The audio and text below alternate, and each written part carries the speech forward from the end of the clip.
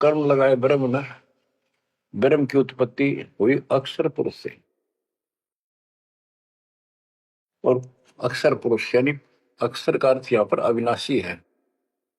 और जहां पर प्रकरण होता है एक से अधिक, अक्षर का अर्थ ही अविनाशी होता है। लेकिन सरपुरुष अक्षर पुरुष, सरपुरुष ब्रह्म है, ये काल है 21 ब्रह्मांड का स्वरूप, अक्षर पुरुष 7वें ब्रह्मांड का स्वरूप। और फिर परम अक्षर ब्रह्म क्यों कहा? परम अक्षर पुरुष कि वो सब का मालिक वो है। तो इस प्रकार आध्यात्मिक ज्ञान को समझना है और उस परम अक्षर ब्रह्म को योगों में प्रतिष्ठित करके सारे अनुष्ठान करने चाहिए, तब सफलता हो।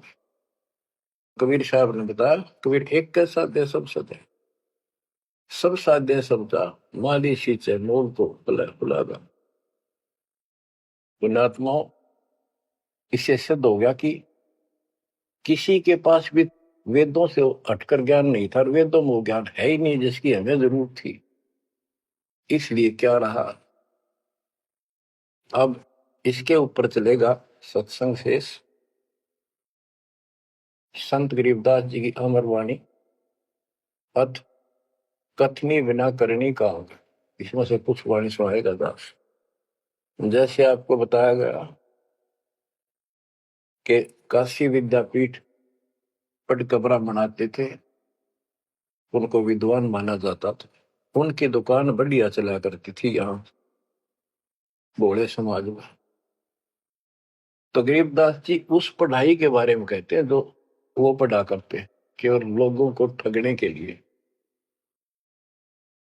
गरीब पढ़ना गुणना चातुरी, यह तो बात सुगम, सत सुकृत और बंदगी, या है बात अगम। के गीता वेद पुराण पढ़े लिए, चतुरता दिखा दी, बड़े बड़े लेक्चर झाड़ दिए, ये तो बहुत आसान है। लेकिन सत सुकृत, सच्ची भक्ति, सच्चे अच्छे कर्म और भक्ति, सच्ची भक्ति, बंदगी, प्रणाम, बंदगी के अंदर वजह सारा कुछ आ जाता, भक्ति भी आ जाती है, मंत्र भी आ जाते हैं, प्रणाम भी आता। कई बार विशेष तौर पर बंदगी प्रणाम को बोलते हैं, बंदगी प्रार्थना भी कही जाती है। फिर बताते हैं कि सत्य सुकृत अच्छे कर्म और बंदगी, परमात्मा की स्तुति नमस्कार प्रणाम भक्ति सच्चे ढंग से पूरे गुरु से प्राप्त करके तत्व ज्ञान के आधार से करना, यह है बात अगम। ये ऊंची बात है, आगे की है, बहुत सबसे आगे की, सबसे श्रेष्ठ। गरीब पढ़ना गुनना रोग है, उलझे दुनिया माही, 52 अक्षर में बंद रहे, आगे की सुध नाही। संस्कृत भाषा के 52 अक्षर बताए। इसको इसलिए सीधा अर्थ कहते हैं जो संस्कृत से सीमित है, इन ग्रंथों तक सीमित है, इनमें वो ज्ञान है नहीं। ये उलझे दुनिया में, ये 184 के चक्कर में रह गए। गरीब पढ़े गुणे पावे नहीं, अनपढ़ने से न्यार, अनकोचर छंद है कैसे पावे पार। कहते पढ़े गुणे पावे नहीं, अनपढ़ने से न्यार, यानी जो चतुरता दिखाने के लिए पढ़ते हैं वो कभी नहीं परमात्मा प्राप्त कर सकते, ना वो ज्ञान मिले। अनपढ़ने से न्यार के बिना पढ़े भी बात नहीं बने। अब जैसे आप अक्षर ज्ञान प्राप्त कर रहे हो, आप भले ही अपनी रोजी रोटी के लिए कर रहे हो, लेकिन अब इस पढ़ने से आपको अपने मूल ग्रंथ समझ में आ जाएंगे। ये सूक्ष्म वेद है, इसके अंदर जो गूढ़ रहस्य है वो अन्य वेदों से भी उत्तम और गहरे हैं। इसमें कह दिया पढ़े गुणे पावे नहीं। यह पढ़ाई है वो तो मूर्ख बनाने की। अनपढ़ने से ना जो नहीं पढ़े वो भी दूर रहेंगे। हमारे को अक्षर ज्ञान नहीं था इसलिए हम इन चतुर लोगों की बातों में फंसे रहे। गरीब वेद कथें चित चूक है, मन में मान मरोड़, कहने मात्र के तो पंडिता, ये होते लिखे ढोल। कि इन वेदों के पढ़ने मात्र से कुछ भी हासिल नहीं होना, क्योंकि वो ज्ञान है ही नहीं जी। अपने को जरूरत है मोक्ष प्राप्त हो, और वो ज्ञान मालिक प्रत्येक युग में आकर बोलते हैं, पर कदर नहीं बनी। गरीब वेद कथे चित चूक है, मन में मान मरोड़, अहंकार, और कहने मात्र के तो पंडित है, ये हुआ दिल्ली के ढोल के 84 लाख योनियों में जाएंगे। अब जैसे एक बहुत ही अच्छा उदाहरण दिया संत गरीबदास जी ने, बच्चों ये गाना बजाना समय के अनुसार शब्द भी सुनाए जाते हैं, और ये कड़वी गोली भी खिलाई जाएंगी, तब ये रोग कटेगा। सारा ट्रीटमेंट कंप्लीट करना पड़ता है। अब ध्यान से सुनो। पुराने समय में तिलों से तेल निकाला जाता था। वो व्यक्ति जो काम ये करते थे उनको तेली बोलते थे। वो एक कोल्लू लगाते थे। वो कोल्लू एक मशीन होती है जिसमें 3-4 गिरारी सी होती, मोटी मोटी भारी भारी, और उसके ऊपर एक ऐसा पात्र लगा होता है जिसमें नीचे सुराख होता है, और उसमें सरसों डाल दी, तिल डाल दिए, तो धीरे धीरे नीचे जाता रहता। कोल्लू चलता है एक लंबा लकड़, कम से कम भी 15-20 फुट लंबा। उस कोल्लू को चलाने के लिए एक लंबा लकड़ फंसा के, और उस लकड़ को पाट बोलना है, लाट पाट, उसको बैल से चलाया जाता था। और वो बैल उस लकड़ की जितनी लंबाई होती है उसके में ही सर्कल में घूमना होता था उसको। वो सर्कल होता था उसके, एक सर्कल में घूमता था, सेम कति फिक्स्ड होता था उसका डायमीटर। उसी परिधि में वो बैल घूमता रहता था, और उधर से कोल्लू चलने से तेल निकलता। उस कोल्लू को चलाने के लिए एक बैल का प्रयोग किया जाता था। वो उस लकड़ लंबे लठ 15-20 फुट 25 फुट लंबे लठ के एंड पे लास्ट में एक कुंडा डाल कर उसमें रस्सा बांध कर, और उस बैल के दोनों तरफ कंधे से बांध दिए जाते थे रस्से, और उसको चलाया जाता था। तब वो कोल्लू घूमता था, और उसमें डाले हुए सरसों या तिल, उनका तेल निकलकर बाहर आता था। वो तेली कहलाता था, और उसको खींचने वाला तेली का बैल क्या है। उस बैल के आंखों पर पट्टी बांध दिया करते थे, और एक आदमी उसके पीछे होकर 2-3 बार उसका लठ मारता जोर के, और वो बहुत तेज चलता। तो फिर उसको ये भय हो जाता कि लठ तेरे पीछे पीछे है। वो अपने आप स्पीड में रहता था, और इस तरह वो सारा दिन चलता था। बीच में थोड़ी बहुत देर पानी पिला दिया, चारा खिला दिया, फिर जोड़ दिया जाता। तो उसका केवल सीमित दायरा था, उससे 12 कदम भी नहीं जा सकता था वो। अब इसके ऊपर ये कुछ वाणियां आपको समझाने के लिए बताना पड़ा। इतना गजब का ज्ञान दिया इसने, 100 का 100 सत्य है।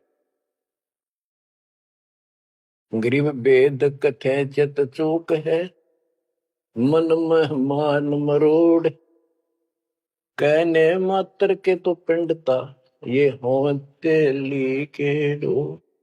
ये अगले जन्म में तेली के बैल बनेंगे। एक तो उदाहरण ये दिया है कि वो साधना ठीक नहीं करते तो शुद्ध नहीं हो जाएगा। फिर पीछे तू पशुआ की जय गद्दा बैल बनाई, ये 56 भोग कहावन भोरे, कहीं कुरड़ी चरने जाई।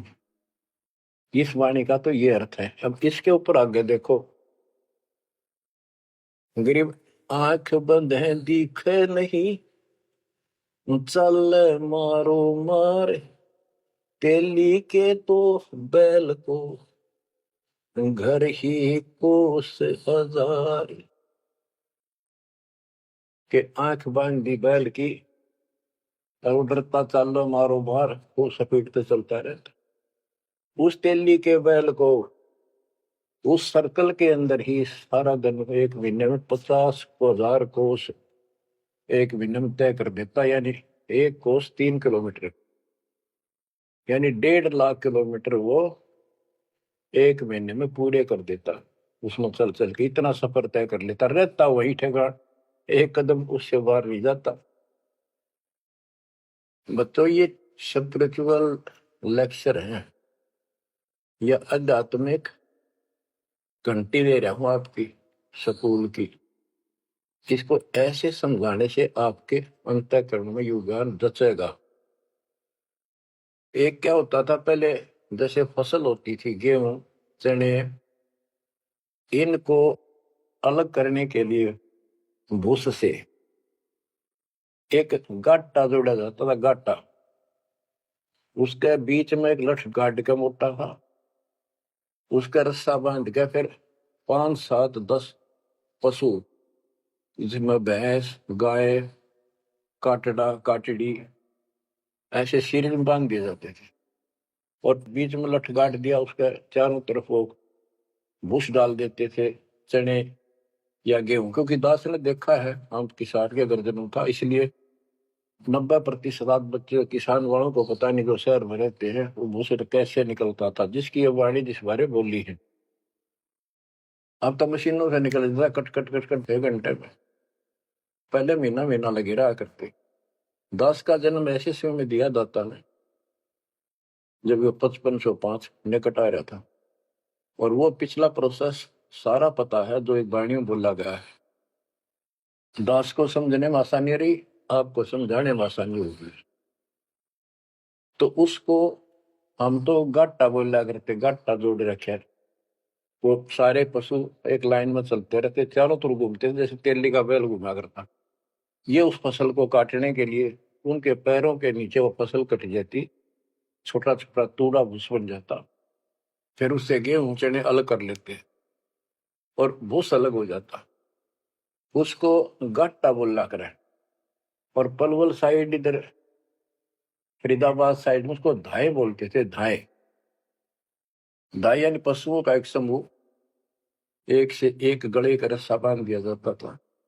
वो बाहर नहीं जा सकते, अंदर आ नहीं सकते, क्योंकि एक दूसरे को धक्का नहीं दे सकते। वो एक लाइन में चलते थे चारों तरफ सर्कल में। अब इसको इन अज्ञानी गुरुओं के ऊपर सेट किया है दाता संत गरीबदास जी ने इस वाणी को। गरीब दाएं जुड़ी अज्ञान की, गह घाटा ठोर, एक पेड़ चाले नहीं, काट बड़ी बड़ी खोर। के जैसे वो पशुओं के द्वारा धाय जोड़ के घुमाई जाती है और वहीं घूम रहे होते, उससे अलग एक कदम नहीं जा सकते। तो जितने भी ये संत हैं, इन्होंने अपने अपने चेले बांध रखे, अपने अज्ञान वाले लटके। गुरु बनकर बैठ गया और उसको पशु बांध रखे, पशु पुत्र। वो इस जन्म मरण के चक्कर में यही गाटा गा रहे हैं, यही दाएं चल रही है उनकी। एक पेड़ चाले नहीं, और कड है बड़ी बड़ी खोर। खोर मैंने बड़े बड़े कदम रखे, तेजी से चलना, पाथे डंडे लगे होंगे।